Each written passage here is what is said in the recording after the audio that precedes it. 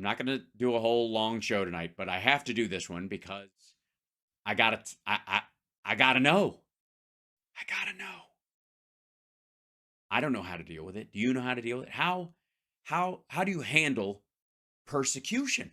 You know, I've always wanted to know, as someone who's been persecuted my whole life, misgendered like crazy over the holidays because of my ponytail, the nerve, the absolute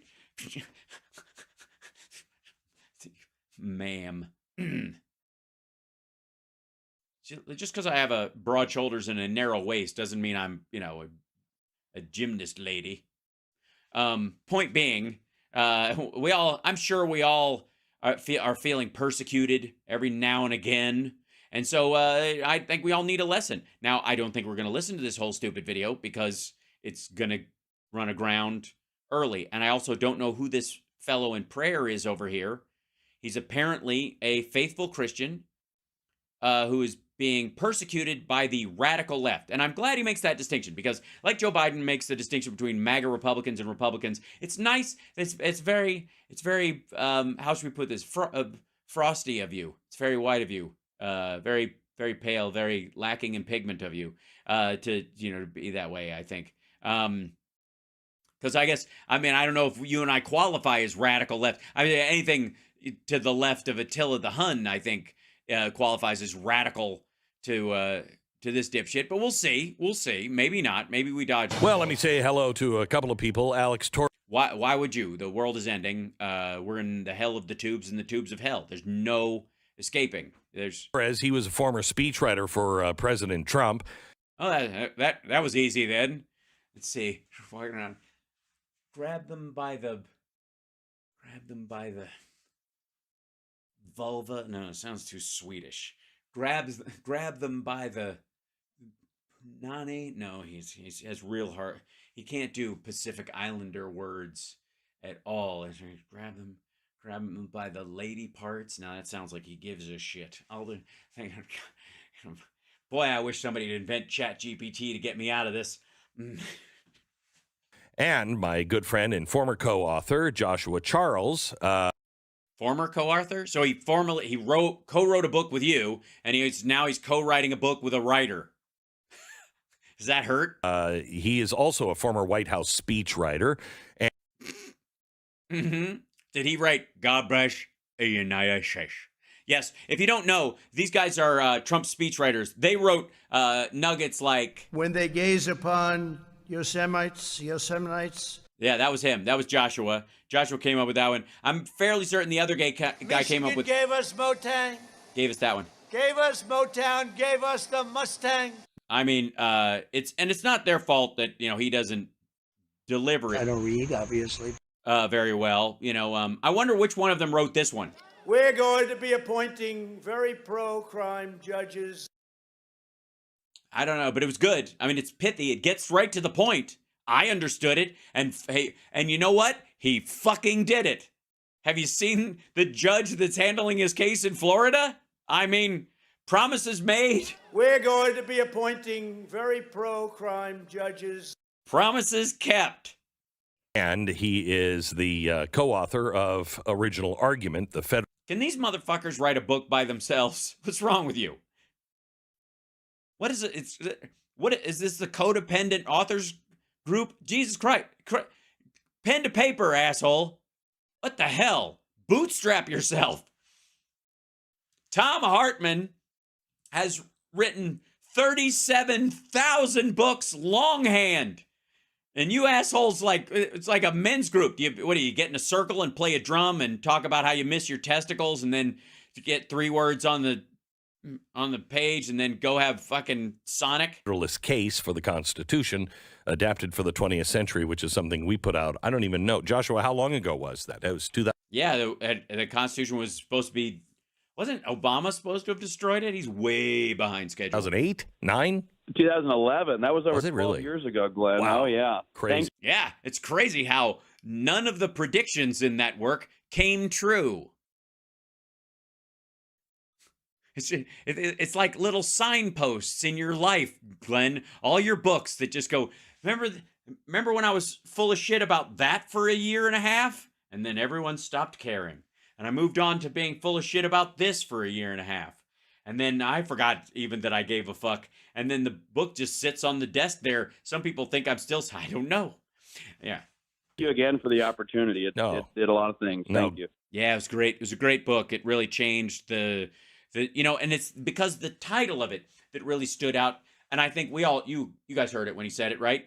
The title, it grabs you, and it holds on. It's I don't remember what he even said about it. You're extraordinarily talented.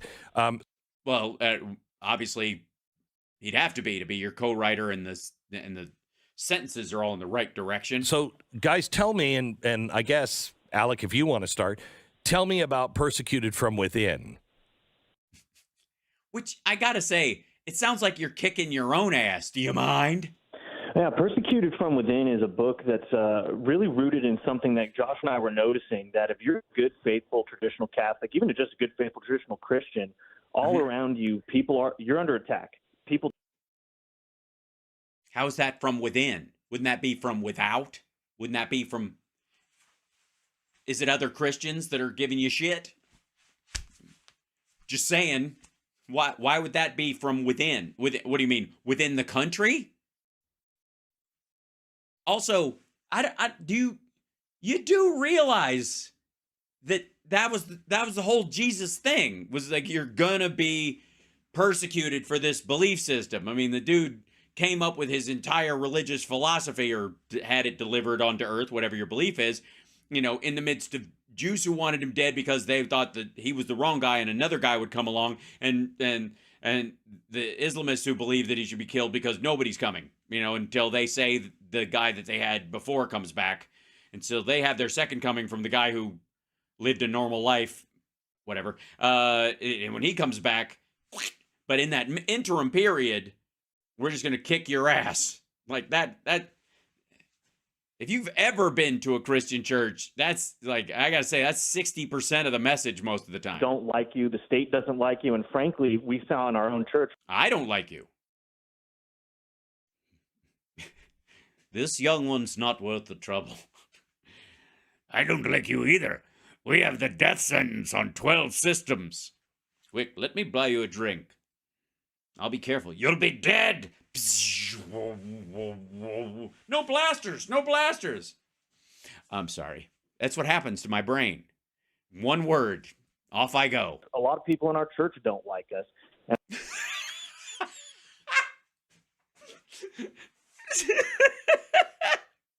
Wait. Stop.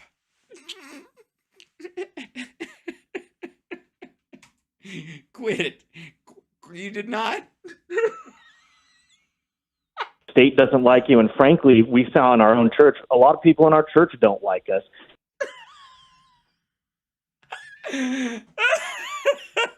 I'm shocked. Oh, yeah, you suck. God, you're telling me that Christians who kind of, as part of the gig, have to love everybody, don't like you for some reason. I'm going to go out on a limb, Alec, and say this has very little to do with religion and might have everything to do with your fucking shitty personality. Just gonna to throw that out there. A lot of people in our church don't like us. We have the nicest church you've ever seen. Everybody's so wonderful. Okay? It's so wonderful. And it's lovely. But there's this guy, Alec, who comes, and I fucking can't stand him. And I'm like, I know. This is like, oh. And they're trying to crush us. So they're trying to crush you in church. What the shit is... Again, Alec, my good man, it has nothing to do with your spiritual beliefs. You, sir, are an asshole. An asshole. Just get used to the idea. So we wanted to know how to respond to that. We wanted to figure out, how do you act as a good Christian, a good person of faith, in response to institutions that you love persecuting you. And we thought of a better way to do that than to look at great historical figures, really There is one way you can do it. And I don't want to interject. I'm sure you have a great plan there. But what I usually do when people go on about that kind of stuff is what Glenn is doing, which is he's just scrolling through your shit. He's just while he's not listening to you at all. He's just waiting for you to stop talking so that he can, I guess, bounce it to the other dude and then sit this interview out like he normally does. If you'll notice, he's just kind of breezing through shit. Monumental Christians from the past who had to live under pretty terrible circumstances. Uh-huh. Yes. Nobody expects the Spanish Inquisition. Our first weapon is surprise and fear. Two weapons of... our primary weapons are fear, surprise, and almost fanatical devotion to the Pope, and nice red you. Oh, damn. I'll come in again. Nobody expects the Spanish Inquisition. Frankly, circumstances that are oftentimes worse than our own. Really? Really? You're going to tell me that other people in history who were religiously persecuted had it worse than you have? I mean, we don't have to go all the way back to your fucking dude. Thack, owie. I mean, we could just, if you want, October 7th is a good, perhaps even, the Holocaust itself never would occur. No, there's no Syria. You're not gonna, Now, you know what? Hey, what hurts worse? My broken thumb or your broken leg? My broken thumb, because it's my broken thumb. That's how feelings work, sir. Please tell us how tough you have it as a former speechwriter for Donald Trump who goes to church and everyone hates them there. And learn the lesson straight from them. You cover one of my favorite guys, Fulton Sheen, the art. Oh yeah, I love Fulton Sheen. He's great. He's Charlie's third cousin or whatever. Didn't he get busted in Juarez for selling crack that he had formed in the shape of like those little American dolls, those little girl dolls or whatever, and you'd suck on the hands and it would get you high? That's him, right? Or is that a different Sheen? I always get my Sheens mixed up. They're so weird. Bishop from New York, who I didn't know about growing up. I found out about him probably in 2008, and I just think he's one of the great. You found out about him when you were with that guy who was writing about him?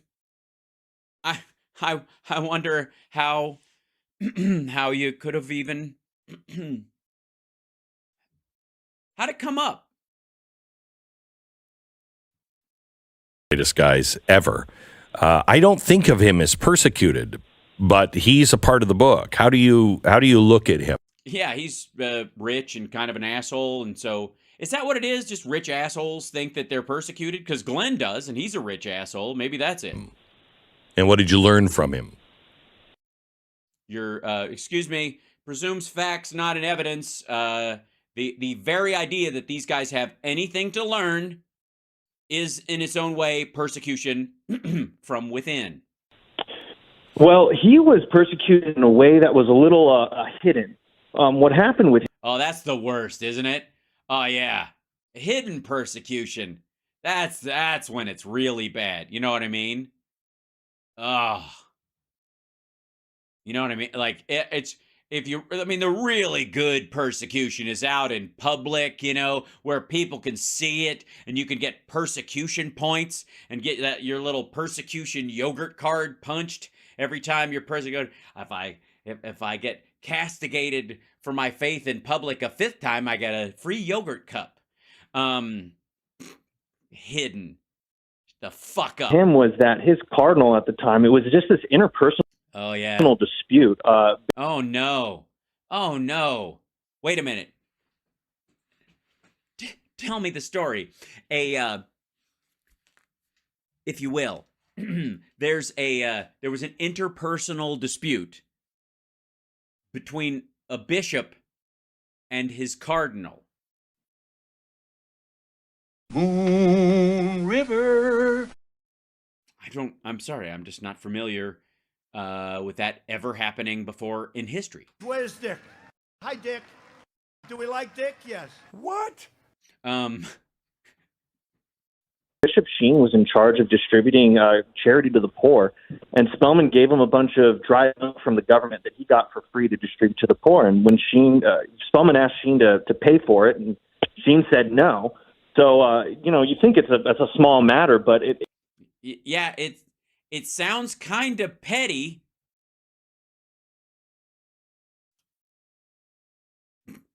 So powdered milk.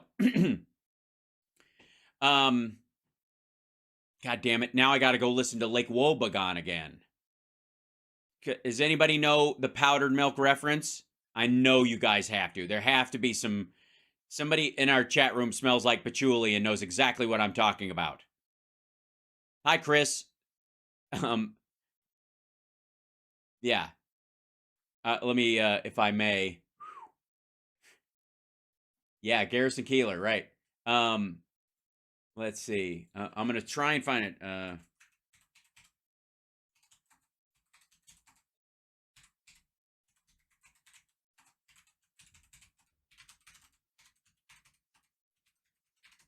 I had...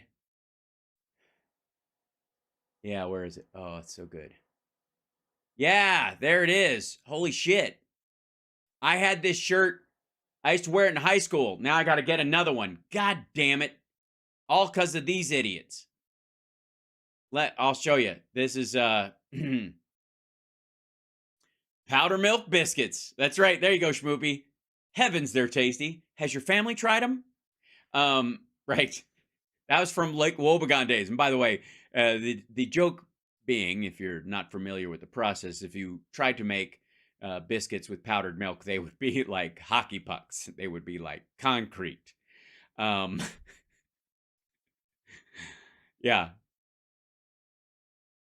Right. I just like now I got to get another powdered milk. Sure. I had one of these. My dad got one of these from like NPR in Chicago from Lake Wobegon. He's probably got it someplace. You snorted powdered milk. You are hardcore. Yeah, it's a serious lack of fat. Yeah, absolutely. So I got powdered milk when I was a kid. That is true. Government program delivered to the house. We didn't get cheese though. Interesting. I always heard about government cheese being a big thing, but we definitely got powdered milk. A lot. And you have not lived until you've had powdered milk made with creek water. Boiled first, obviously. We're not heathens. Yeah. You're welcome. All right. Back to where we were. So, petty story from these dickheads. What were you saying? It seems like a little thing, but it's so not. You know what I mean? I think of it as a Jesuit microaggression. And by the way, can you believe these delicate motherfuckers? Oh. It actually made the Cardinal livid against Sheen. And oh dear, he was livid, was he? It is pronounced crick. That is true, CSL. He vowed revenge, moved him out of his position, cut him off from his TV program, and sent him. Oh my God, not his TV program. I don't think there is a better example of assholes who maybe, I'm just going to say, maybe the people in this guy's church hate his fucking guts because he is not just an asshole, but he is ungrateful for what is okay in his life. Like he absolutely takes all is at the essence of both of piety in many ways being humbleness, which is a form of gratitude to God for the life that you have. And this mix of like other people should put up with your shit. And if they don't, somehow you're being attacked. Good Lord. This guy's the perfect example of him. And no wonder Glenn's having to work in Rochester, where he was totally ill-suited for his role. Oh, dear. Ill-suited. Oh, no. Please. Ill-suited, was he? Well, I'll be in the drawing room, playing on the piano. but he had to do it because it was his boss, essentially. Yeah, essentially, it's his boss. I mean, obviously, not the big boss, if you know what I'm saying. Obviously, he was, and God gets really mad when you try to work around the chain of command. It's getting hot in here, so take off all your clothes. This is hell, and you're gonna stay in it forever. All right. He was under the cardinal, and he had to submit. So he looked like this great figure, really had a golden touch, media personality, invited to these. And yet, he lived the tortured life of someone subservient to a greater cause. It's pathetic. Big events in New York, and then boom, pretty much a failure when he was sent over to Rochester, all because... Oh, yeah. What? I mean, you can't blame Rochester. Oh, Rochester. You can't. I mean, it's not Rochester's fault. I mean, it's a fun place. They have a great comedy club there. I've been there many times. Because he refused to take money from the poor and give it to his boss.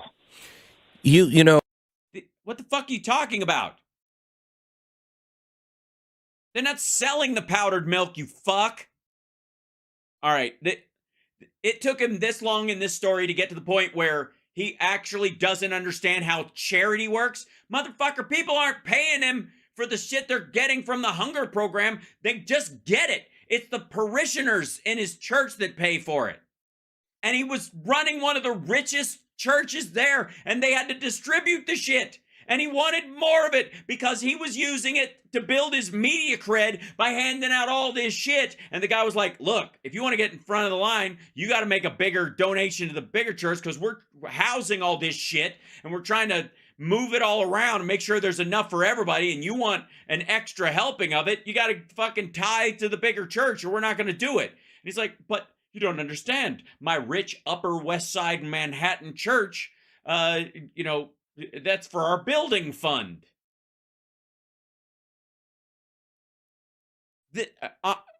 Listen to that again. Listen to this dickhead, please. What the? In New York, and then boom, pretty much a failure when he was sent over to Rochester, all because he refused to take money from the poor and give it to his boss. Okay. Right. No. That's not how charity works. He wasn't. And by the way, I would like to say for the record, if you are a bishop who is selling food to the poor, you are a failure.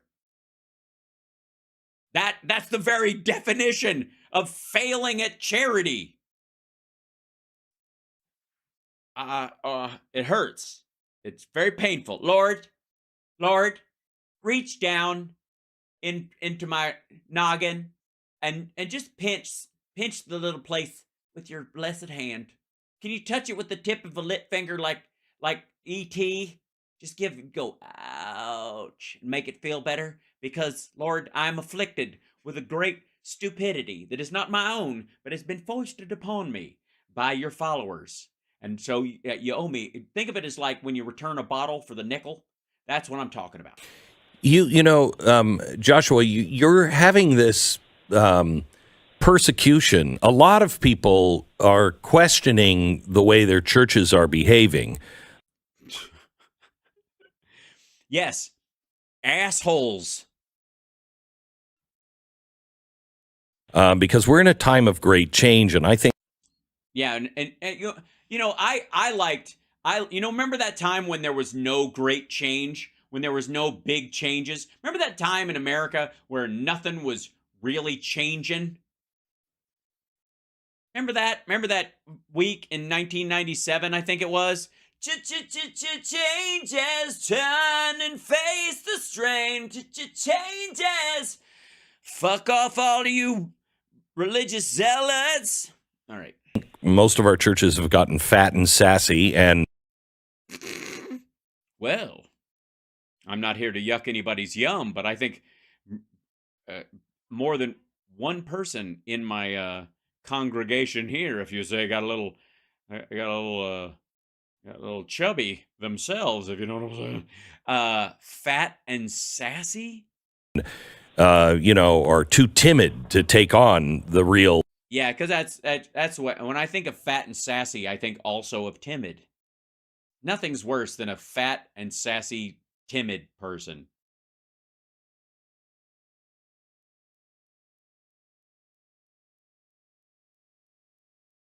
No, I'm okay. Okay, that didn't make any sense. I was trying to make it make sense, and I was getting a cramp. Gospel truth and how it applies in our lives. And so such as? A lot of people in a lot of faiths are... Yeah, most, probably 70, maybe 38% having this problem. Yeah, they are having a problem. They are. And it can be solved with this little dose of holy water. You just tear off the top and guzzle it down, and suddenly you stop feeling anything. In the Catholic Church, you just had something unheard of happen here in Texas. How many people think that what he's going to mention wasn't unheard of at all, that it was actually heard of and has happened before? Where the Pope got involved and kicked somebody out. Yeah, that hasn't happened since always. Yeah, Bishop Strickland, who is actually a friend of mine. By the way, Bishop Strickland, I always wondered what happened to Mr. Strickland after he left Marty McFly's high school. The idea that we're in the timeline where he became a Catholic priest scares the living shit out of me. And until they film Back to the Future 7.5 beta, I'm never going to be able to figure this out. Wow. Jesus, didn't that guy ever have hair? He's a monk. Just leave him alone. All right. Right before COVID, I was able to spend some time with Bishop Strickland.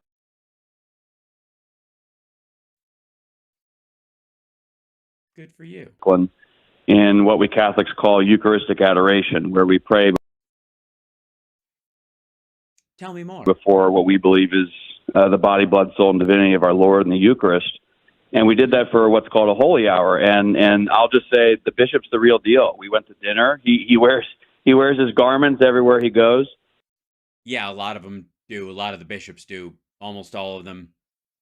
It's the exception, not the rule. He's and you went to dinner, did you? After you were done, obviously, worshiping the Eucharist of the things, whatever, worshiping the blood, as it were. You mean those adopted pagan rites that the Romans had, incorporated into their religious beliefs, and that they accepting Christianity as a singular religion, developing the Catholic Church as effectively a way of conquering lands through minds and hearts, as opposed to physically owning land, which was much smarter when you don't have a lot of resources. They still incorporated a lot of that shit. Don't get me started on all the Yule log, not a log. I don't have a log, but it wouldn't be the Christmas season if the stores were any less hotter than they are. He's a humble shepherd of the Lord, and I think in his reaction, he's a humble shepherd of the Lord. So the Lord needs shepherding, does he? Because I thought the Lord was your shepherd. How many? I'm just saying, too many shepherds spoil the flock, and you know how I mean that. Reaction to the situation, we see how many of the saints not even listening. Just look at the scrolling. Look at that. Look at that shit. This is hilarious. Hold on. Back the fuck up. While he's talking. I think in his reaction to the situation, we see how many. It's like a fucking rabbit. Many of the saints that Alec and I write about in this book. Somebody like they taught him to push a button for a food pellet. And we cover about 2,000 years worth of saints. And in one dinner, Bishop Strickland has asked Catholics. He's asked them pray for Pope Francis.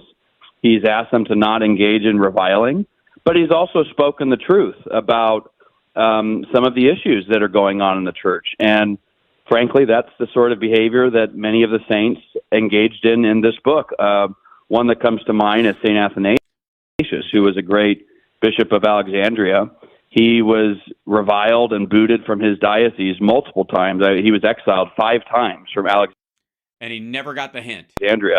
There was one time some soldiers were coming to pick him up that had been sent by the emperor, who was coordinating with some Arian bishops. and he just barely made it out. He basically covered his face and snuck through a crowd and escaped. Oh, so he didn't wear his stuff all the time then, I guess, technically speaking. Unlike your Bishop Strickland, you know. You're a slacker, Joshua Charles, and your dad was a slacker too. No Charles has ever made anything of himself in the history of the Catholic Church. Yeah, well, history is going to change. So there's some pretty harrowing stories, and Athanasius. The harrowing story where he snuck away, yeah, because he went against the monarchy. That's tough. Has that ever happened to anybody else? I don't really recall. I'm not a big fan of history, so It was the phrase was Athanasius contra mundum, Athanasius against the world, and he you and me against the world. So he's basically a show tunes bishop, is what you're saying? Down support in Rome, and in other parts of the world, particularly in the West. But he stood firmly for the truth, unwaveringly. But to do so, he had to experience persecution from within the family, as we say. And that's one of the great lessons of these saints, is that to follow Jesus says we must take up our cross, and the cross includes not only being attacked from external enemies, pagans and heathens and whatnot. You're welcome. But from members of the family, so to speak, within the church as well, as Jesus himself was from. And so, did they tell you? I missed? I've only read the Bible all the way through twice. I might have missed the part where he tells you to complain about it all the time. Is there a part in where you just kind of bitch, and that's and wailing and gnashing of teeth, something like that? Judas and the denial of Peter and many.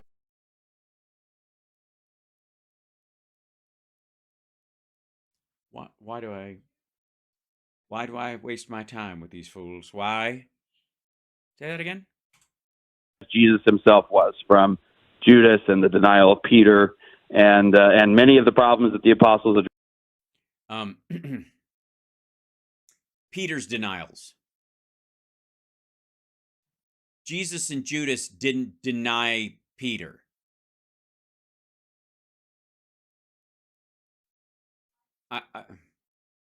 If you're gonna put yourself forward as like an expert who's written a book about that, like Peter's denials, he denied it. The cock crowed 3 times. The rest of the early church. By the way, Judas loved Jesus more than any of the other apostles, for the record. All sorts of issues. Positions have never changed, but many of these great saints face, as Alec mentioned, challenges that many of us couldn't even imagine. I think we're in a very trying time period. Don't get me wrong. Asshole, you think one of the bishops in New York for Manhattan being moved to Rochester because he was trying to abscond effectively with stuff for the poor, or was maybe perhaps from your telling of it, selling food to the poor, whatever the fuck that is, that guy, by being sent to Rochester, had it worse than people who had the skin burned off their feet. But many of them, Joan of Arc, for example, she's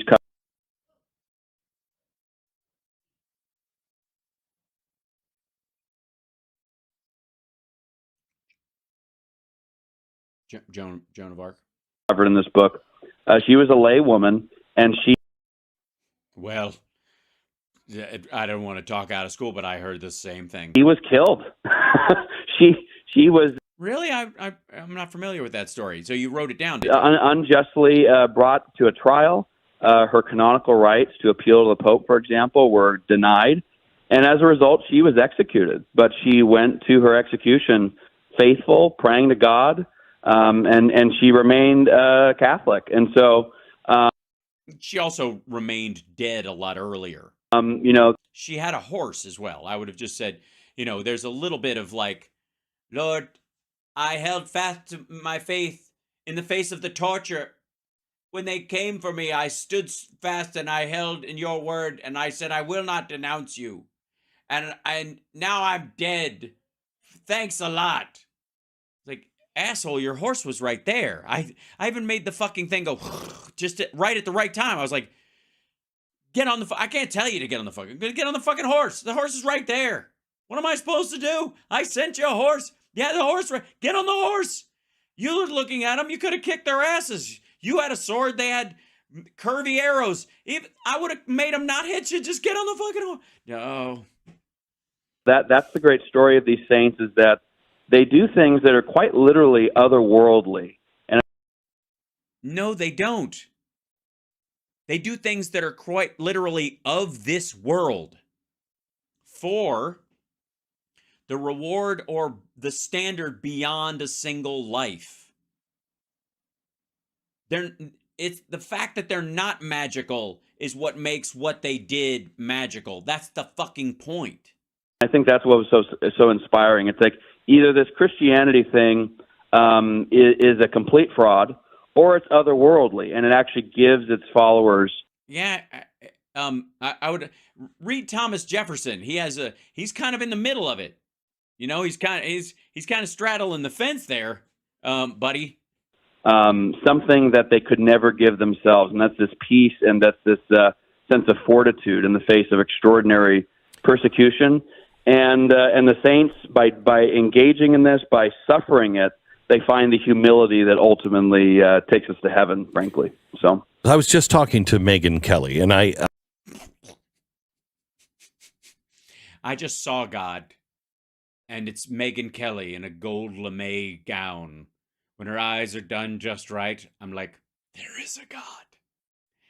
And then I can't touch her because she keeps moving away, and I'm like, damn you, Satan. I don't think that.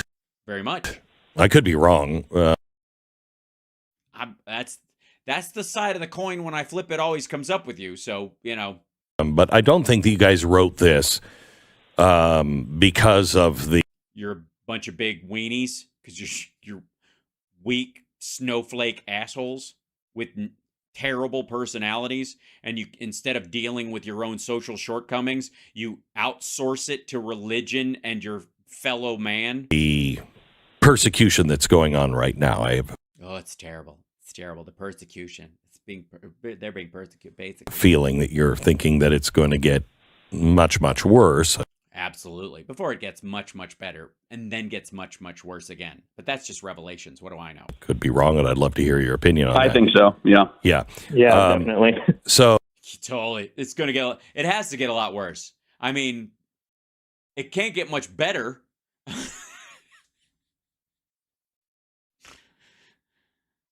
Megan and I were talking about, like Megan and I talk, we do our thing. We're doing our. She's sitting there in that skirt, and I almost spilled my milkshake. What's coming? They put Donald Trump in jail or whatever. There is going to be a moment where people have had enough. And yes, of this forgiveness bullshit. Trust in the Lord, forget it. Trump is in jail. If he can go to jail, there is no God. And when that happens, the weakness of your faith will become abundantly clear to you. Persecution and the government will just come down hard. So why? You don't actually think that any of what's happening to Trump has to do with him being a pious man of God, do you? Asshole, you think there's going to be a Saint Trump one day? You think he's going to be mentioned in the same breath as Joan of Arc and Jean de Clisson and Martin de Porres? I'm from Spain, but I'm named for a Peruvian saint who gave up everything and went to live in the woods in the nude. What is the things that we can pull from your book that tells us what to do and what not to do? Yeah, because I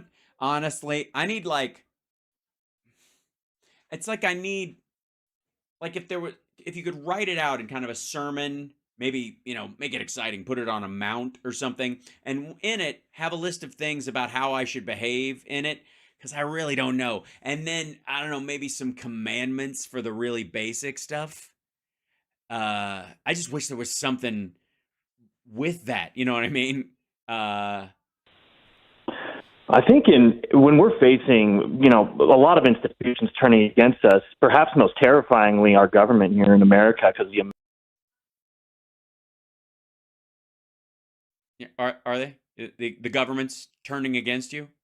Tell me about it. While you're a published author who was a speechwriter for the president, talking to a multimillionaire in his weird compound with his fucking sidekick who gets paid to say nothing or kiss his ass all the time. Tell me about that. Tell me, yeah. amount of power that it has, and we've seen attacks on religious people, especially Catholics, even just within the past few weeks, frankly.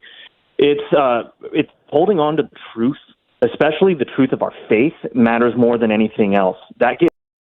Yeah, but that would entail like love your enemies, turn the other cheek. Is that what you're talking about? Because it does. I gotta say, it doesn't really sound like that's what you're talking about. I'm just saying. Strength that can overcome any of these difficulties. When other people are These difficulties. I'll show you what difficulties are. A kitty cat outside the door. What's he doing? What's my chipper doing? What is my chipper doing? What is somebody meowing outside the door? Did he miss me? Did he miss me while I've gone? You meowing outside the door. Were you being persecuted from within by your empty belly with no food in it? Because you're a big bad buddy. Oh no. Chip has been very upset that I've been gone as much as I have. It's like, what the hell? Hi. Where's my boy? I missed you. Okay, I'm done. Yes, it came to rescue me from the show. So I'm gonna take you up and we'll get a snack in a minute. Okay, buddy? You okay? All right, we'll be there. All right, I'm gonna go feed him and eat something myself, and I'm gonna have a regular show tomorrow. I'm a little emotionally and physically spent, so I love you guys. Take care of yourself and take care of somebody else. And I hope that if in some way I can help you through these persecuting times, and if we're all lucky, we will make it through this persecution. I can barely say it. This persecution to a time when we can truly, well, I guess, live through the tribulation, which will be hell on earth. So, but we're not there yet. We're just going down the tubes, and it's like a water slide, and we're having a great time.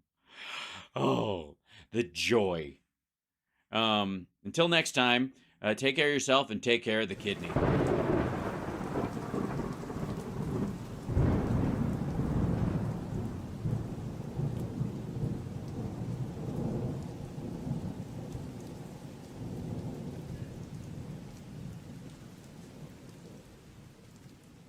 Mm-hmm.